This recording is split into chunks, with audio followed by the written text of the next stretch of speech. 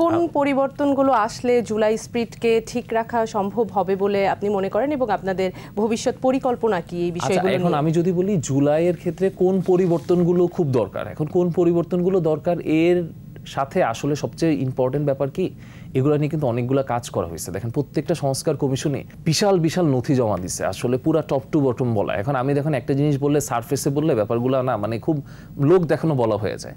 এখন এটা প্রুভেন, এটা বলা যে আমার এই এই জায়গাগুলোর মধ্যে আমার সংস্কারগুলো দরকার, আমার বিচার বিভাগের ক্ষেত্রে একটা স্বতন্ত্রতা দরকার, আমার দুদককে স্বাধীন করা দরকার, আমার নির্বাচন কমিশনকে স্বাধীন করা দরকার, আমার নর্মালি হচ্ছে পুলিশ প্রশাসনকে পুরো ঢেলে সাজানো দরকার, ওদের প্রপার একটা সংস্কার দরকার।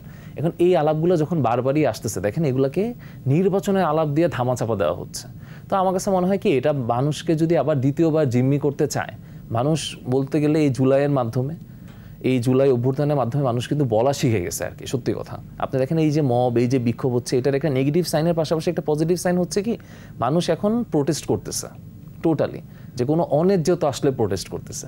কিন্তু আমার কাছে মনে হয় এই জিনিসগুলোকে একটু রেগুলেটেড করা উচিত। প্রশাসন যদি নিজের জায়গা থেকে দায়িত্বশীল হয় তখন তো জনমনে আর ক্ষোভ থাকবে না, তখন কি প্রোটেস্ট আসবে না তো।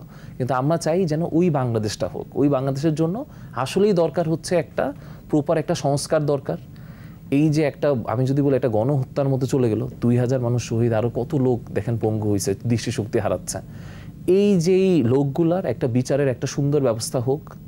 এরপর জনমনের ক্ষেত্রে আরেকটা জিনিস হচ্ছে, দেখেন আমরা বারবারই বলতেছি আমরা ক্ষমতাটাকে চাই যে জনমানুষের কাছাকাছি আসুক। এটা কিন্তু আপনি স্থানীয় সরকার ছাড়া আপনার কোনোভাবে এস্টাবলিশমেন্ট করা পসিবল না। একটা মানুষের দোরগোড়ায় যে সরকারটা থাকবে, আমরা বারবারই বলতেছি স্থানীয় সরকারকে আপনাকে অনেক পাওয়ারফুল করা লাগবে।